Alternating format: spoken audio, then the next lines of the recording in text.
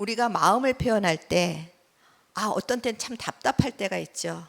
그래서 왜 내 마음을 이렇게 몰라? 막 그렇게 이야기할 때가 있는데, 그래서 그 마음을 어떻게 하면 표현을 할까? 그래서 어떤 때는 내 마음은 호수요, 그렇게 이야기하기도 하고, 내 마음은 내 마음이 아니라 우리가 세상에서 얘기하는 건 여자의 마음은 갈대다, 그렇게 표현을 하지요. 그럼 우리가 저 사람의 마음이 지금 잔잔하고 평안하구나, 그렇게 알 수가 있고, 갈대라고 할 때는 저 사람의 마음이 저렇게 흔들리고 있구나, 그렇게 우리가 생각을 하게 됩니다. 이렇듯이 우리가 보이지 않는 것들을 어떻게 하면 잘 설명할 수 있을까, 그런 거를 일상의 사물에 빗대어서 설명하는 것을 비유라고 합니다. 예수님께서는 그 하나님의 나라를 우리에게 가르치기 위해서 오셨습니다. 그런데 그 보이지 않는 하나님의 나라를 어떻게 하면 잘 알 수 있을까? 그래서 많은 부분을 비유로 말씀하시고 예수님께서는 비유로 가르치셨다라고 성경에 기록이 되어 있습니다.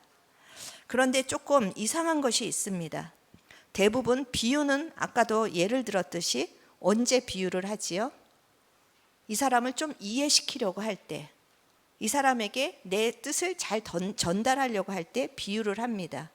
그런데 오늘 10절에 보니까 비유를 했는데 그 사람들이나 제자들이나 그 비유에 대해서 알지를 못합니다. 쉽게 설명을 했으면 하나님의 나라는 이런 거구나 알아야 되는데, 비유를 다 아는 얘기, 그 당시에 농부라면 다 아는 얘기고 일반 사람들도 대충 아는 얘기인데, 씨를 뿌리고 싹이 나고 열매를 맺고, 그 얘기를 들었는데 도무지 이게 무엇을 얘기하는지 알지를 못하고 있습니다. 그래서 제자들이 예수님께 왜 비유로 말씀하십니까? 그렇게 물어봤더니 예수님께서 그 이유에 대해서 12절에 이렇게 얘기하십니다. 그들로 보기는 보아도 알지 못하며 듣기는 들어도 깨닫지 못하게 하여 돌이켜 죄사함을 얻지 못하게 하려 함이라. 비유로 이야기하신 목적이 무엇이라고요?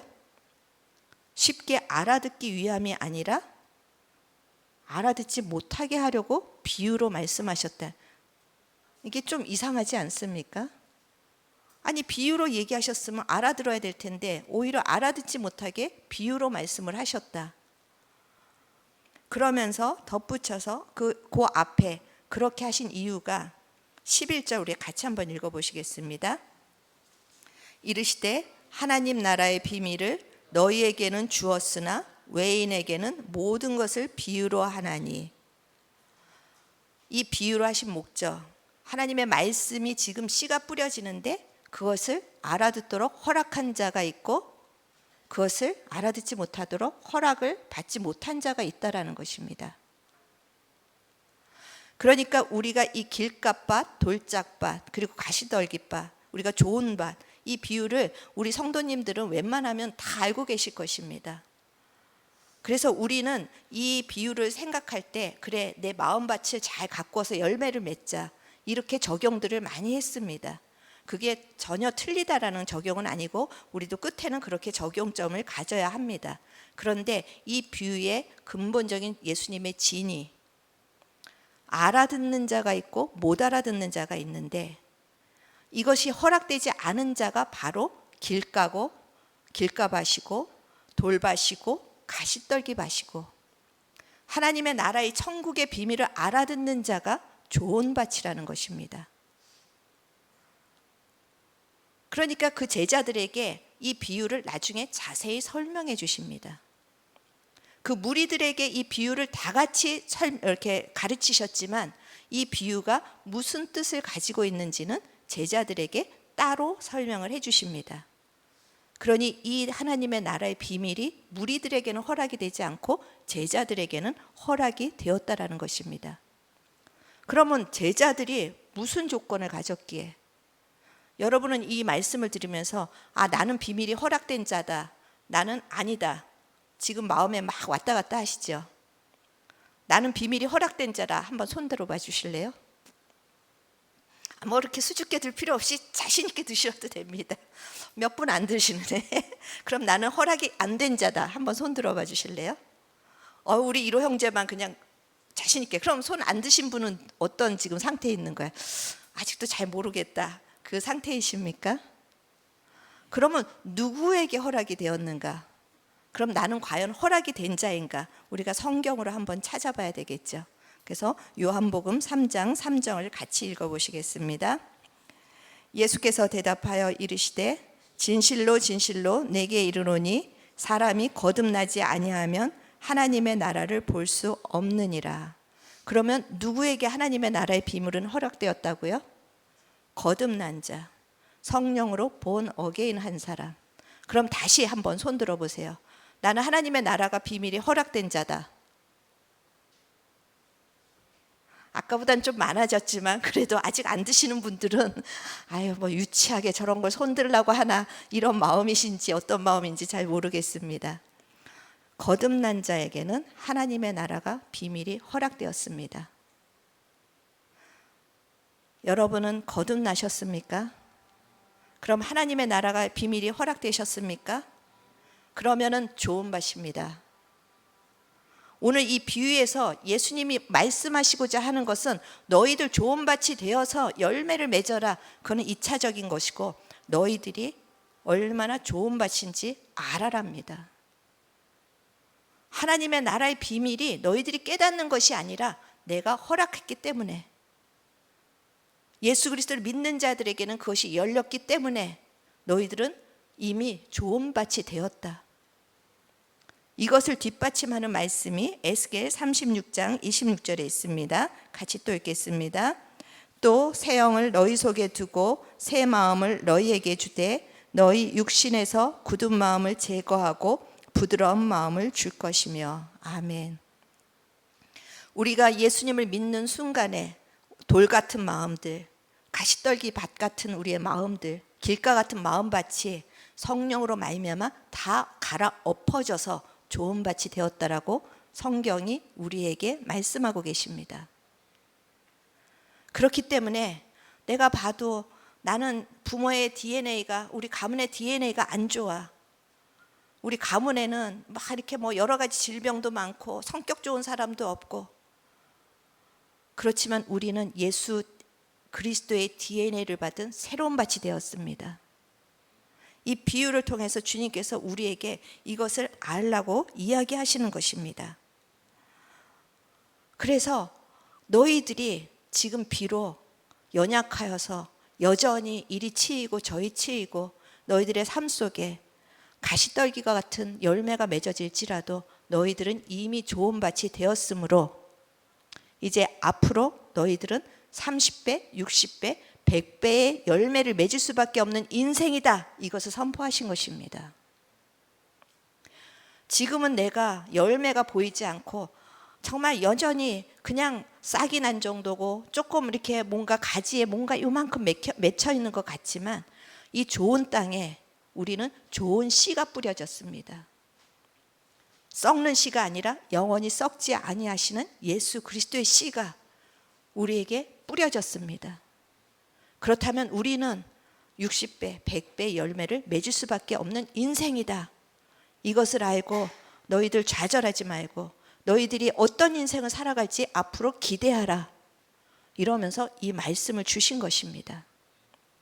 그래서 오늘 그 마가복음에서 그 13절에 보면 너희가 이 비유를 알지 못할지인데 어떻게 모든 비유를 알겠느냐. 이 가장 첫 번째 출발을 알지 못하는데 앞으로 설명하시는 이 비유들을 어떻게 내 것으로 받고 어떻게 알 수 있느냐는 것입니다. 그래서 이 씨 뿌리는 비유가 우리가 어떤 존재가 되었는지 이것을 다시 확신하면서 출발하기 위해서 우리에게 주신 것입니다. 우리가 웨스트민스터 대요리 문답이라고 이렇게 성경의 말씀을 교리적으로 다 정리해 준 그 웨스트민스터 교리 문답이 있습니다. 거기 28번 문답을 보면은 이 세상에서 가장 심한 죄의 형벌은 무엇인가라는 질문을 합니다.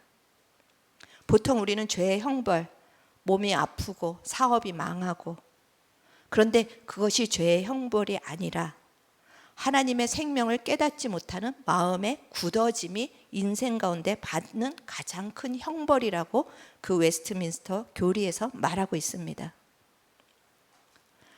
하나님이 아무리 은혜를 줘도 그 은혜를 깨닫지 못하고, 하나님이 아무리 생명을 줘도 그것을 깨닫지 못하는 이 불신의 마음이야말로 인생에게 주시는 가장 최고의 형벌이고, 그것이 인생에게 주시는 가장 저주의 소망 없는 상태라는 것입니다.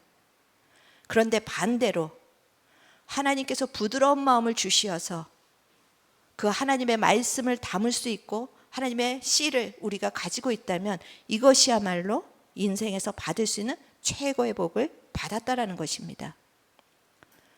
오늘 이 시간 이후로 여러분에게 복의 개념이 바뀌시기를 바랍니다. 그래서 이것에 대해서 마가복음 13장 16절에서 이렇게 이야기를 우리에게 확신하고 있습니다. 같이 읽겠습니다.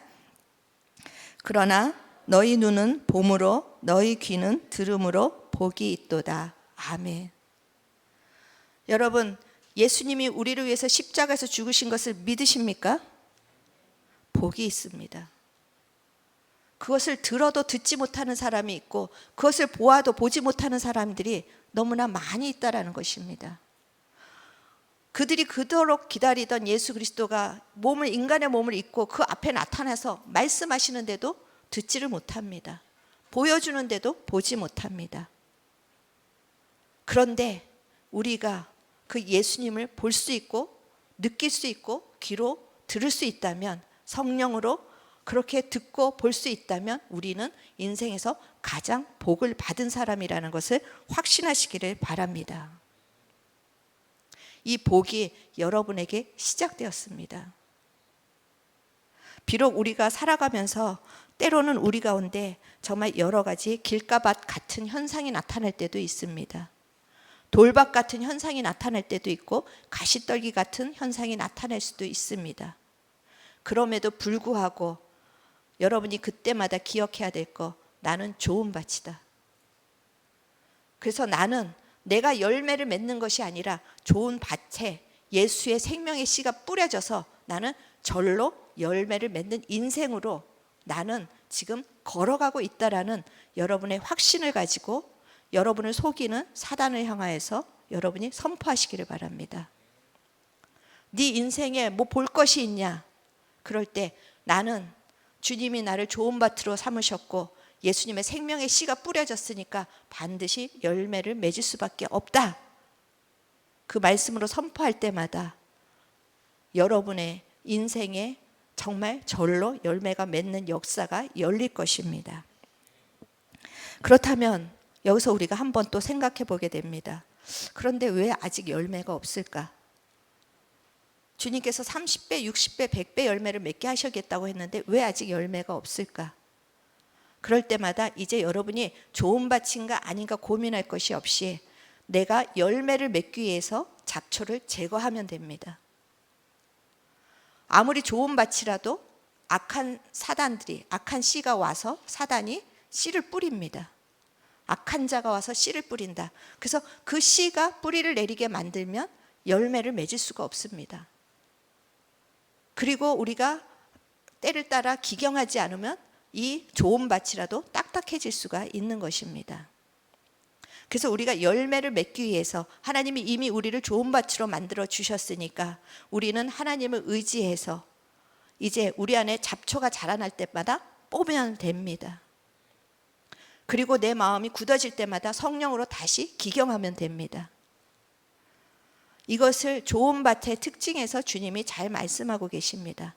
다른 밭과 좋은 밭의 차이가 무엇인지 우리가 오늘 그것을 살펴보면 이렇게 기경하면 되는 거구나.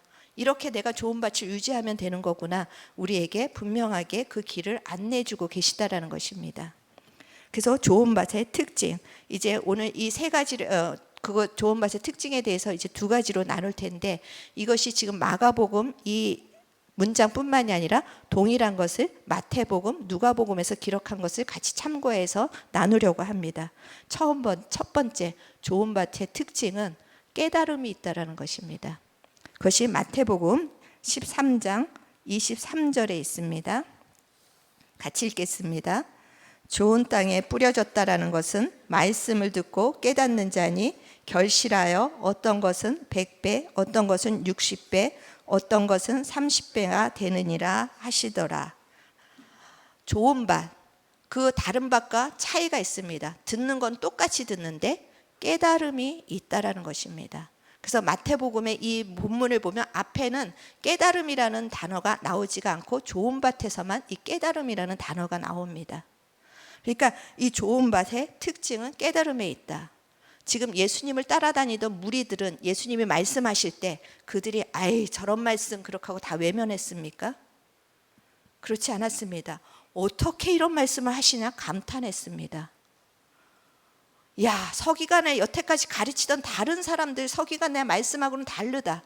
여기 뭔가 있다. 그들은 감탄하고 그 말씀에 감격했었습니다. 그런데 이 권위 있는 말씀을 나는 들어본 적이 없다. 그런데 그들이 깨닫지 못한 한 가지가 있었습니다. 아, 그렇구나. 감탄도 하고 감격도 했지만 깨닫지 못한 딱 한 가지. 그건 바로 십자가의 원리입니다. 고린도전서 1장 18절 같이 읽어보시겠습니다. 십자가의 도가 멸망하는 자들에게는 미련한 것이요 구원을 받는 우리에게는 하나님의 능력이라. 그들이 예수님의 가르침은 다 받아들였습니다. 그래, 너무 좋은 말씀이다. 그리고 쫓아다녔습니다. 그런데 제자들이 언제 다 떠난 줄 아십니까? 십자가를 가르치기 시작하실 때 제자들이 떠나가기 시작했습니다. 하물며 베드로조차도 아니 왜 그렇게 약한 소리를 하십니까? 아니 그런 말씀 하지 마십시오. 그랬다가 주님 앞에 혼을 납니다. 사단아 물러가라. 그 십자가 얘기가 나오자 베드로조차도 그런 말 하지 말라고 주님을 강경하게 말렸습니다. 이 깨달음, 결국 좋은 밭은 십자가의 도를 깨닫느냐 못 깨닫느냐에서 차이가 난다라는 것입니다. 저는 가끔 어떤 때 그 불교 그 스님들이 가르치는 법도를 이렇게 들을 때가 있습니다. 뭐 이렇게 유명한 스님들이 나와서 사람들하고 대화를 하잖아요. 근데 들으면 들을수록 어쩜 그렇게 성경적인지 모르겠습니다. 성경하고 다른 게 없습니다. 너희들이 참아라, 뭐 비워라, 마음을 비워라, 욕심을 내려놔라, 다른 사람을 위해서 살라. 너무나 성경하고 100% 똑같은 말을 합니다. 정말 야, 뭐 하려고 교회 나와서 이런 말을 들을까? 그냥 그 스님 하는 데 가서 들어도 참 우리에게 많은 도움이 되겠다, 그런 생각을 합니다. 그런데 스님이 전하지 못하는 딱 한 가지가 있습니다. 십자가입니다. 우리가 이 십자가의 도가 열리지 않으면 아무리 좋은 말씀을 들어도, 그래서 내가 좋은 사람이 되어야 되겠다, 아 내가 살면서 이렇게 살아야 되겠다 해도 거기에는 생명의 열매를 맺을 수가 없다라는 것입니다. 좋은 밭의 특징, 십자가의 도를 깨달았습니다. 여러분, 십자가가 아니면 나에게 소망이 없다라는 것이 깨달아지셨습니까? 그러면 여러분은 이미 천국의 비밀이 열린 자요 좋은 밭이 되신 것입니다. 이 십자가에 얼마나 능력이 있는지 사단은 이것을 어떻게 해서든지 우리에게 빼앗으려고 합니다. 그래서 예전에 제가 신학교에서 하르낙이라는 그 신학자가 있었는데 그 사람이 모든 가르침은 다 가르치되 십자가만 가르치지 말라는 그런 신학을 이렇게 열었다라는 그런 얘기도 들었습니다. 모든 가르침은 다 가르치되 십자가 이야기는 하지 말아라. 왜 그렇습니까? 십자가에 생명이 있고 십자가의 도에 능력이 있기 때문입니다. 그런데 이 십자가의 도가 사람들에겐 너무 미련합니다. 우리한테도 여전히 미련하게 느껴질 것입니다. 죽는데 살아난다고 합니다. 너 죽어봐, 살아날 거야. 너를 이용하는 사람한테 그냥 너 이용당해봐. 하나님이 그걸 통해서 일하실 거야. 지는 게 이기는 거야.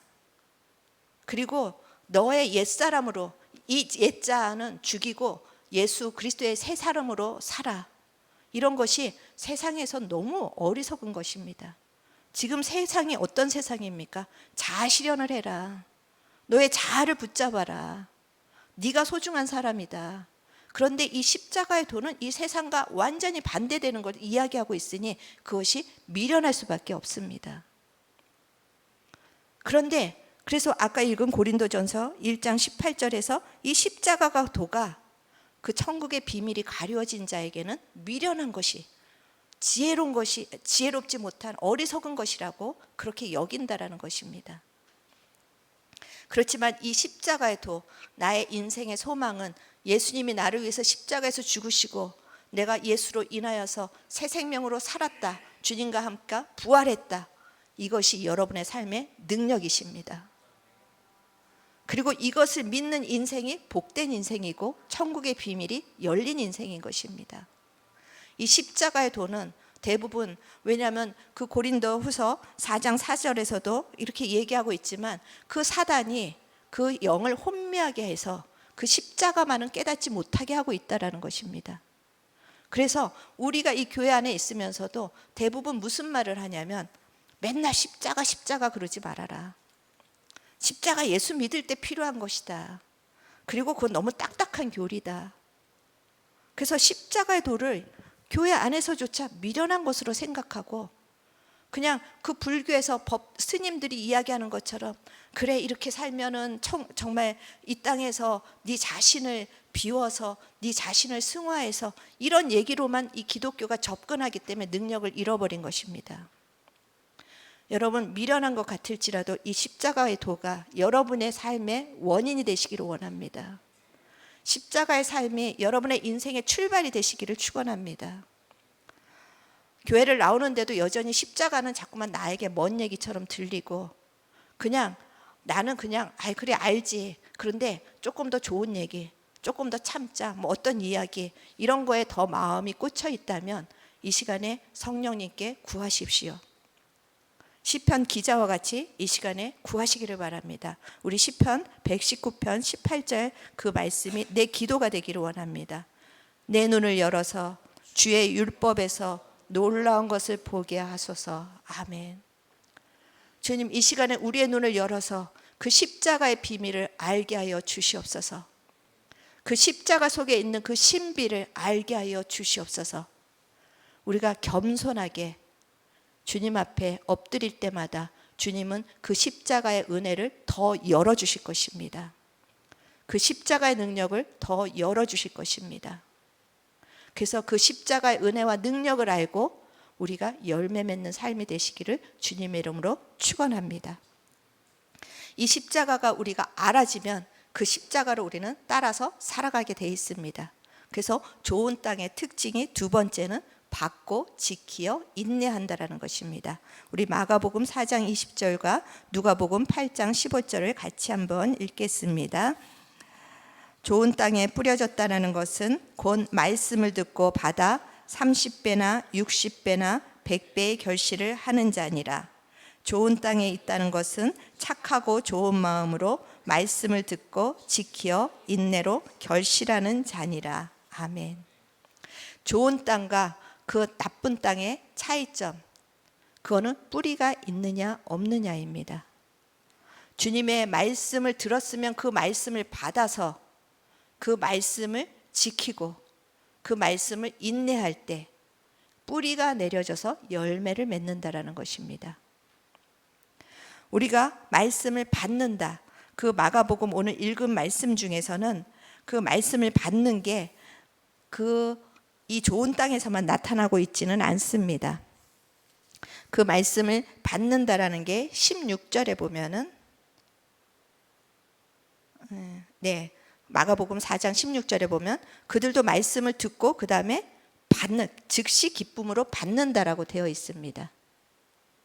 다른 땅에서도 말씀을 받는 것 같습니다. 그런데 헬라어 원어로 찾아보면 이 16절에서 받는다라는 것과 20절에서 받는다라는 것이 틀립니다. 단어가.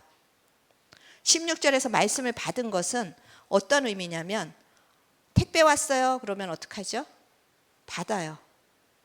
그것처럼 그냥 말씀을 받는 게 그 다른 그 길가밭, 돌밭, 그 차이, 그게 말씀을 그렇게 받는다라는 것입니다.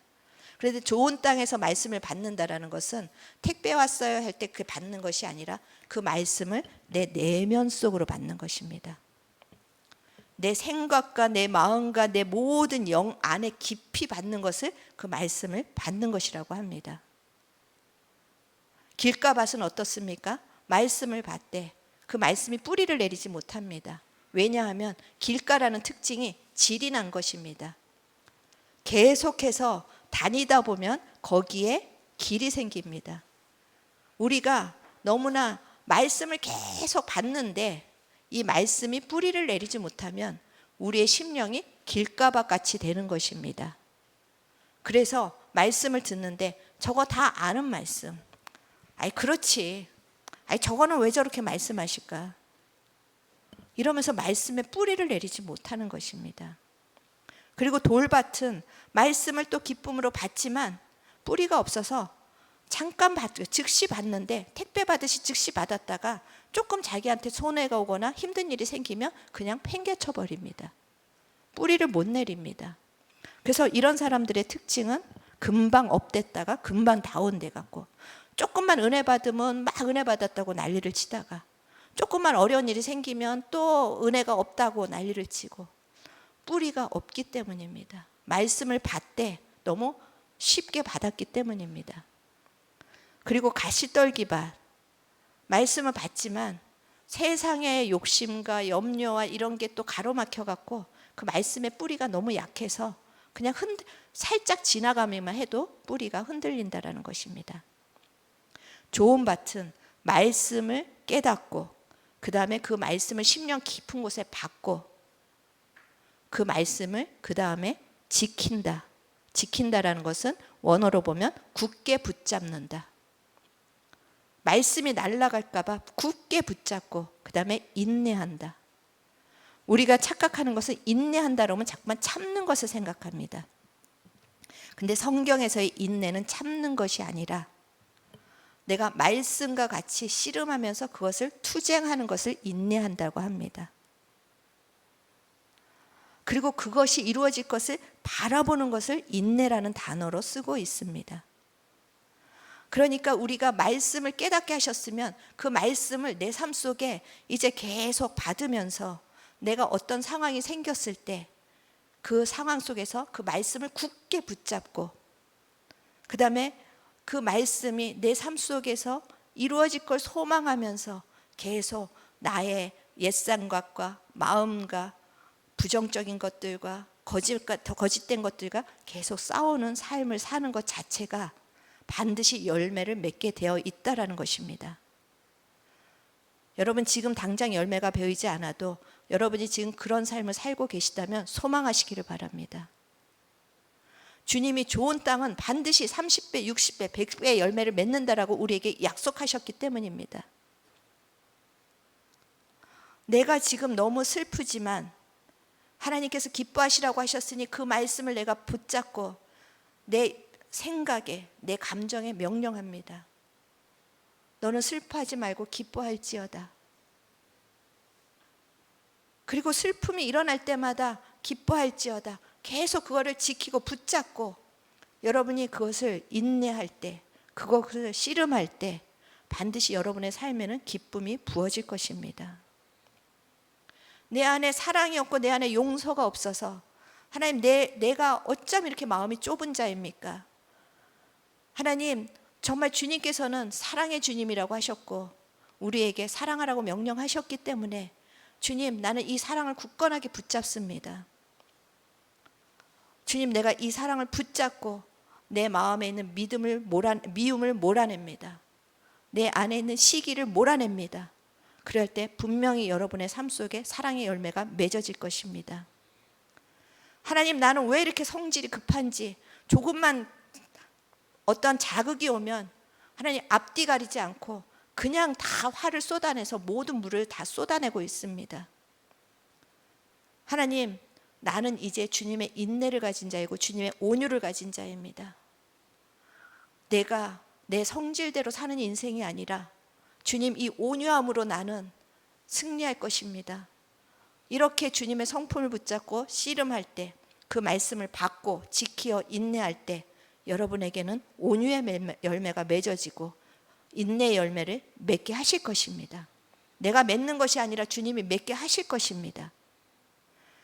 그래서 우리가 하나님의 그 창조 목적대로 그리스도의 성품으로 회복이 되는 것입니다. 우리는 자꾸 성경에서 행하라 하면 뭔가 행동을 하는 걸 생각하는데, 성경에서의 행함은 이렇게 말씀을 붙잡고 지키고 인내하면서 싸우는 것을 행함이라고 하고, 그러면 당연히 열매는 맺어지게 된다라는 것입니다. 여러분은 나쁜 땅이 아닙니다. 여러분이 이미 좋은 땅이 되었습니다. 그것을 고린도전서 3장 9절에서 이렇게 선포하고 계십니다. 3장 9절 같이 한번 읽어보시겠습니다.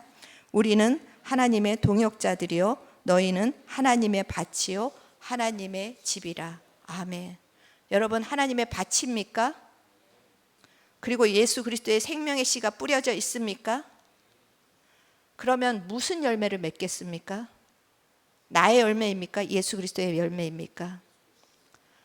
나의 열매입니까? 성령의 열매입니까? 기대하십시오. 오늘 이 씨 뿌리는 자의 비유를 통하여서 너희들 인생을 이렇게 내가 바꾸었는데 기대해라. 너희들은 풍성한 열매를 맺을 인생이라고 말씀하고 계십니다. 이 부르심 앞에 여러분을 괴롭히는 잡초를 그때그때마다 뽑으시기를 바랍니다. 악한 것들이 씨를 뿌린 가라지들을 뽑으시기를 바랍니다. 또 마음이 상처로 굳어지고 또 세상의 삶의 힘듦으로 찌들어지고 굳어진 것들이 있다면 성령님을 초청하고 여러분의 밭을 기경해 주시도록 기도하시기를 바랍니다. 그리고 하나님, 나에게 이 십자가의 비밀, 천국의 비밀을 알려주셨으니 이것이 부분적으로 아는 것이 아니라 더 밝히 알게 하여 주시어서 내가 십자가의 삶을 살아갈 때 하나님, 정말 주님이 맺으신 그런 생명의 열매를 제가 마음껏 맺기를 원합니다. 이렇게 기도하시기를 바랍니다. 그리고 그 열매에는 씨가 있습니다. 이제는 그 여러분에게 주신 그 열매의 씨를 가지고 여러분이 세상에 나가서 씨 뿌리는 자가 되셔야 합니다. 이제 하나님의 나라의 비밀을 알리는 자들이 되셔야 합니다. 그래서 바울은 이렇게 부탁합니다. 고린도전서 4장 1절입니다. 사람이 마땅히 우리를 그리스도의 일꾼이요 하나님의 비밀을 맡은 자로 여길지어다. 좋은 땅이 되신 여러분, 지금 주님이 우리를 향해서 무엇이라고 말씀하십니까? 이제 너희들이 나를 대신해서 씨를 뿌릴 자라. 너희들이 이제 나를 대신해서 하나님의 나라의 비밀을 맡은 자로서 그것을 알리는 자라고 우리에게 말씀하십니다. 주님은 우리에게 너희들이 그렇게 할 때 다 잘되게 하시겠다고 하시지는 않았습니다. 주님도 씨를 뿌리실 때 길가밭, 돌밭, 가시떨기밭, 그래서 아무리 전해도 듣지 않는 무리들이 있었지만 그 주님이 천국의 비밀을 열어주신 자, 그에게는 놀라운 열매를 맺는 그 어떤 사람이 있다라는 것입니다. 지금 여러분의 가정에 씨를 뿌리고 계십니까? 낙심하지 마시기를 바랍니다. 여러분이 지금 누구를 위해서 기도하고 여러 가지로 섬기는데 싹이 안 보입니까? 아무리 노력해도 그 땅을 우리가 기경할 수가 없습니다. 우리가 뿌릴 때 성령께서 그 땅을 기경하시면 그가 우리가 생각하지도 못한 100배 열매를 맺는 사람이 될 것입니다.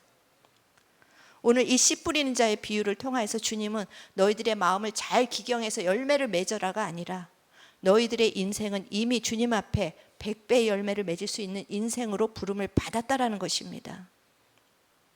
그리고 우리가 주님과 함께 주님이 주시는 이 십자가의 복음의 말씀을 받아서 지키고 인내할 때 우리의 삶은 우리가 생각하는 것 이상의 놀라운 인생이 될 것이라는 우리에게 위로입니다. 그렇기 때문에 지금 부족하다라고 포기하지 말고 너희들이 어떤 땅인지 기억하고 열매를 맺을 걸 소망하면서 나와 함께 이 십자가의 길을 가자라는 초청입니다. 그리고 이제는 내 대신 세상 가운데 이 하늘의 비밀을 열어주는 자, 이 씨를 뿌려주는 자가 되라는 우리에게 사명을 주시는 말씀입니다. 오늘 이 씨 뿌린 자의 비유를 통해서 우리 성도님들에게 이 시간에 다시 하늘의 비밀이 더 열리기를 축원합니다. 십자가의 비밀이 더 열리기를 축원합니다. 그래서 우리의 인생의 마지막에 주님 앞에 갈 때 여러분의 인생의 열매를 가득 담아 주님 앞에 드리기를 축원합니다. 빈손으로 주님 앞에 가는 것이 아니라, 미움을 담고 가는 것이 아니라, 좌절과 낙심을 그 바구니에 담고 가는 것이 아니라, 사랑과 소망과 정말 그 믿음과 하나님 주시는 그 성령의 9가지 열매를 가득 담고 또 많은 영혼들을 살리는 그 많은 영혼들과 함께 가득 담고 주님 앞에 달려가시는 복된 인생 되시기를 주님의 이름으로 축원합니다.